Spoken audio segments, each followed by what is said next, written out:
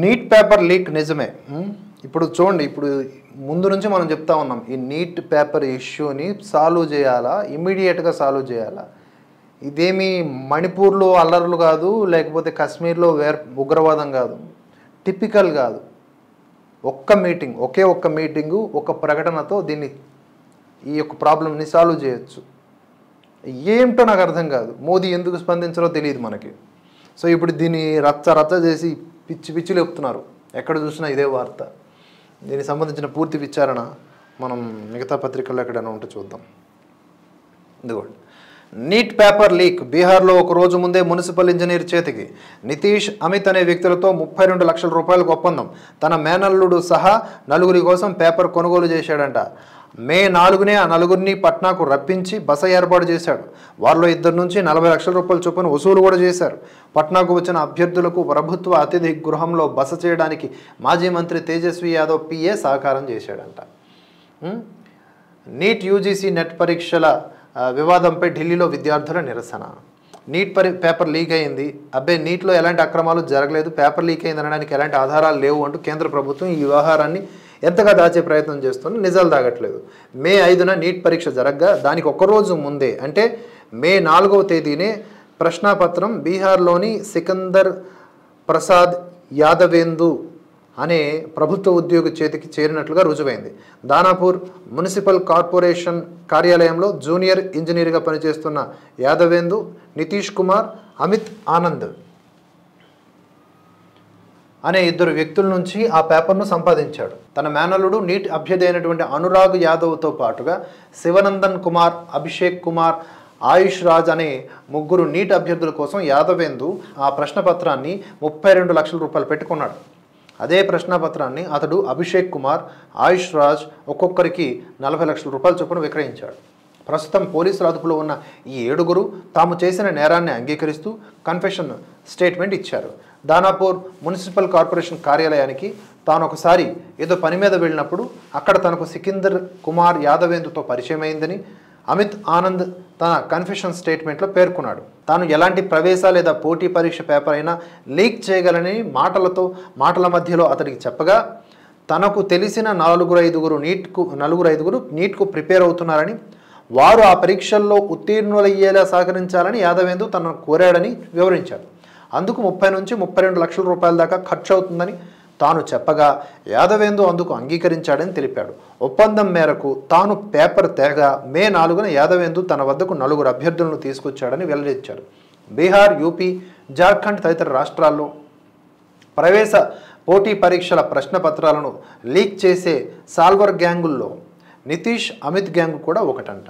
So నీట్తో పాటుగా గతంలో BPSC, UPSC ప్రశ్నపత్రాలను కూడా లీక్ చేసిన చరిత్ర ఉంది. అంటే ఇవి బయటకు వచ్చినాయి, ఇంకా బయటకు రానివి చాలా ఉన్నాయి. మొత్తానికి ఒక దశలో అంటే నీట్ పరీక్షల సంబంధించినటువంటి స్కామ్లో ఒక పాయింట్ ఆఫ్ వ్యూలో ఒక రాష్ట్రంలో తేలినటువంటి వ్యవహారం ఇది. ఇది చాలా రాష్ట్రాల్లో ఇటువంటి గ్యాంగ్ ఉన్నది, ఈ దుర్మార్గమైన గ్యాంగ్ ఉన్నది. విద్యార్థుల జీవితాల్ని ఛిద్రం చేసేటటువంటి దుర్మార్గులు, వీళ్లకు ఉరిశిక్ష వేసినా కూడా తక్కువే. కొన్ని దేశాల్లో ఇలాంటి తప్పులకు ఉరిశిక్ష వేస్తారు. ఇది చాలా పెద్ద క్రైమ్. ఇది మన దేశంలో చాలా లైటర్ వేలుగా తీసుకుంటాం because of our thought process, పెద్ద మ్యాటర్ కాదు అనుకుంటాం. కానీ ఇప్పుడు దీనిపైన కేంద్రం ఇప్పుడు రియాక్ట్ అయితే లాభం ఏంటి చెప్పండి. స్టార్టింగ్లోనే ఎస్ ఇట్ ఈస్ అనిపిస్తూ ఉంది, ఒకే సెంటర్లో ఉన్న వాళ్ళకి మెరిట్ మార్కులు ఒకేలా రావడం ఏంటి అనే అనుమానం వస్తుంది. ఇమీడియట్గా ఇది మా విచారణలోకి వచ్చింది, మేము వెంటనే ఒక క్యాబినెట్ భేటీ పెడతాము, లేకపోతే సదరు అధికారులతో ఒక మీటింగ్ పెడుతున్నాము, రియాక్ట్ అవుతున్నాము, రెస్పాండ్ అవుతున్నాము, ఆ నేషనల్ టెస్టింగ్ ఏజెన్సీ ఏదైతే ఉందో దాన్ని అంతు చూస్తామని చెప్పాలి. చెప్పకుండా ముందు ధర్మేంద్ర ప్రధాన్ గారు ఏం జరగలేదన్నారు, ఇప్పుడు జరిగింది. ఇప్పుడు దీనికి ఆన్సర్ ఏమి చెప్తారు? దీన్ని తీసుకెళ్ళి అక్కడ రాహుల్ గాంధీ ఏమో ఈ ఆర్ఎస్ఎస్కి, బీజేపీకి విద్యా వ్యవస్థనే భ్రష్టు పట్టించాలని ఇది ఉంది, చదువుకోవడం ఇష్టం ఉండదు అని చెప్తాడు. ఇక పట్టుకున్నది ఇంకా రాహుల్ గాంధీకి ఫ్యూయల్ ఇచ్చిర్రు ఆయన. ఇప్పుడు ఎవరు? బీజేపీ వాళ్ళు. ఇప్పటిదాకా మోదీ స్పందించలేదు. మోదీ ఎందుకు అన్నిటికీ స్పందించాలి? అన్నిటికీ అక్కర్లే, మోదీ దీనికి స్పందించాలి కదా. కొంతమంది ఫ్రెండ్స్ అంటారు, ఎందుకండి మన మోదీయే కదా. మనం మోదీయే కాదనట్లేదు, కానీ మనం ముందుగానే చెప్పుకున్నాం, పొరపాట్లు ఏమన్నా ఉంటే ఎత్తి చూపిస్తాం, మన బాధ్యత మనం కనబరుస్తామని చెప్పేటోడే. అందరూ ఇక భజన చేసేటోళ్ళే ఉంటారా? మరి అడిగేటోళ్ళు ఎవరు ఉంటారు చెప్పండి? కరెక్ట్ కాదు కదా విద్యార్థుల విషయంలో. విద్యార్థులు అంటే దేశ భవిష్యత్తు. వాళ్ళ పట్ల ఇలాంటి దారుణాలు జరిగితే నిర్మోహమాటంగా ఖండించాల్సింది. ఇంతవరకు రెస్పాండ్ అవ్వకపోతే అదంతా అసహనాన్ని కలిగిస్తుంది అనమాట. అది నాట్ యాక్సెప్టబుల్. అలాగే పేపర్ లీక్ అయినా వచ్చింది 185 మార్కులే. మళ్ళీ చూడండి, మేనమామ అక్షరాల 32 లక్షల రూపాయలు లక్షల రూపాయలకు నీట్ ప్రశ్నపత్రాన్ని కొనుగోలు చేశాడు. ఒకరోజు ముందే మేనల్లుడికి ఆ ప్రశ్నపత్రాన్ని దాంతోపాటు జవాబులను ఇచ్చి బట్టి కూడా కొట్టించాడు. ఇందా చేస్తే అభ్యర్థికి నీట్లో వచ్చిన మార్కులు ఎన్నో తెలుసా? 720కి గాను 185 మార్కులు అంట. ఇది ఒక హైలైట్ న్యూస్. ఇది మరి ఎంత తెలివైనడు ఏంటి? ఈ 185 మార్కులు సంపాదించినోడు రేపు పొద్దున డాక్టర్ అయిపోయి ఎంతమందిని చంపేస్తాడో. ఇలాంటి దరిద్రులు ఈ దేశంలో ఎక్కువ మంది అయిపోయారు. చదువు తక్కువ, ఆశ ఎక్కువ. బీహార్ పోలీసుల అదుపులో ఉన్న అనురాగ్ యాదవ్ కథ అంట ఇది. పరీక్షకు ముందు రోజు రాత్రంతా కూర్చొని సమాధానాలు పట్టాడంట. ఈ బతుకు. అతనికి 54.84% స్కోర్ మాత్రం వచ్చింది. ఫిజిక్స్లో 85%, బయాలజీలో 51% రాగా కెమిస్ట్రీలో కేవలం 5% మాత్రమే వచ్చిందంట. అతడికి వచ్చిన ఆల్ ఇండియా ర్యాంకు 10,51,525 అంట. ఓబీసీ కేటగిరీలో 4,67,824 ర్యాంకులు వచ్చింది. మిగతా అభ్యర్థుల్లో ఒకరికి 300 మార్కులు, మరొకరికి 581 మార్కులు. ఇంత చేశారు వీళ్ళకి ర్యాంకులు మాత్రం రాలే. కానీ సమస్య ఇక్కడ కాదు. ఎవరికైతే 720కి గాను 720 వచ్చినాయో, 4-5 ఒకే దగ్గర కూర్చున్నానికి అక్కడ కూడా అనుమానం ఉంది. సో ఓవరాల్గా ఇది మనకి బీహార్లో జరిగినటువంటి ఒక ఘటన. ఓవరాల్గా చూసుకుంటే స్కామ్ 60 మందికి మెరిట్ వచ్చింది. ఈసారి టాప్ ర్యాంకు 60 మందికి రావడం అనేది అసాధ్యం. అది ఇంతవరకు చరిత్రలో లేదు. సో అనుమానం ఉంది కదా, విచారణ జరగాలి. నాకైతే ఆ నేషనల్ టెస్టింగ్ ఏజెన్సీ ఏదైతే ఉందో దాంట్లో ఉండే అధికారుల మీదే నాకు బాగా అక్కడ ఎంత పెద్ద పవర్ఫుల్ లీడర్స్ ఉన్నారో వాళ్ళ మీద మాట్లాడడానికి కూడా భయపడతా ఉన్నారు ఈ బీజేపీ వాళ్ళు. ఇటు నీట్ రద్దుపై కేంద్రానికి, ఎన్టీఏకి సుప్రీంకోర్టు నోటీసులు. కౌన్సిలింగ్పై నిలుపుదల ఉత్తర్వులు ఇవ్వడానికి నో. నీట్ పరీక్షను రద్దు చేసి మళ్లీ కొత్తగా పరీక్ష నిర్వహించాలని కోరుతూ 20 మంది అభ్యర్థులు దాఖలు చేసిన పిటిషన్లపైన, నీట్ అక్రమాలపై స్వతంత్ర కమిటీతో దర్యాప్తునకు ఆదేశించాలని కోరుతూ దాఖలైన మరో పిటిషన్ పైన స్పందన తెలియజేయాలని సుప్రీంకోర్టు గురువారం కేంద్రానికి అలాగే ఎన్టీఏకి ఆదేశాలు జారీ చేసింది. అలాగే ఈ వ్యవహారంపై దేశవ్యాప్తంగా పలు రాష్ట్రాల్లోని హైకోర్టుల్లో నమోదైన కేసులను సుప్రీంకోర్టుకు బదిలీ చేయాలంటూ ఎన్టీఏ పిటిషన్ దాఖలు చేసిన నేపథ్యంలో అన్ని హైకోర్టుల్లో నీట్పై జరుగుతున్న ప్రొసీడింగ్స్పై స్టే విధించింది. జూలై 6 నుంచి నిర్వహించి తలపెట్టిన నీట్ కౌన్సిలింగ్పై నిలుపుదల ఉత్తర్వులు ఇచ్చేందుకు మాత్రం జస్టిస్ విక్రమ్నాథ్, జస్టిస్ ఎస్విఎన్ భట్టీతో కూడిన సుప్రీం ద్విసభ్య ధర్మాసనం తిరస్కరించింది. పిటిషనర్లలో పలు కోచింగ్ సంస్థలు ఉన్నట్లుగా కేంద్రం తరపు న్యాయవాది విచారణ సందర్భంగా కోర్టు దృష్టికి తేగా, వారు విద్యార్థులకు కోచింగ్ ఇచ్చే వ్యాపారం చేస్తున్నారని, వారికి అలా వచ్చే హక్కు ఉన్నదని ధర్మాసనం స్పష్టం చేసింది.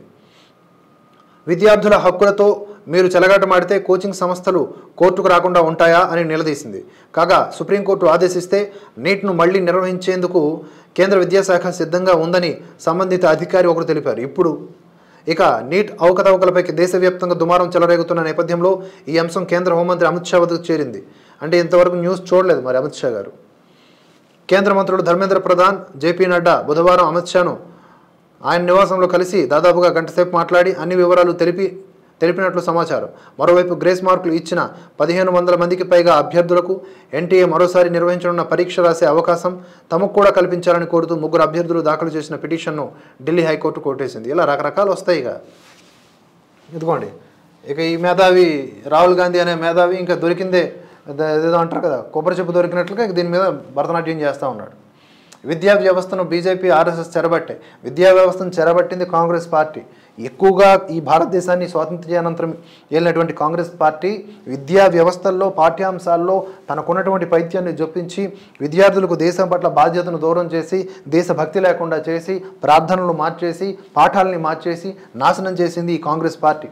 ఈ రాహుల్ గాంధీ చాలా డేంజరస్ గేమ్ ఆడుతూ ఉన్నాడు. ఈ నీట్ అనే అంశం ఈయనకు దొరికినటువంటి ఒక అవకాశం. దీన్ని ఎంత తొందరగా ఆర్పితే అంత మంచిది. ఎందుకంటే రాహుల్ గాంధీ అంత క్రెడిబుల్ పర్సనాలిటీ కాదు ఈ దేశ రాజకీయాల్లో. He is very dangerous personality. విద్యా వ్యవస్థ పైన ఈయన మాట్లాడుతూ ఉన్నాడు. విద్యా వ్యవస్థ గురించి సరైన అవగాహన ఉండదు. ఇచ్చిన స్క్రిప్ట్ చదువుతాడు అంతే తప్ప.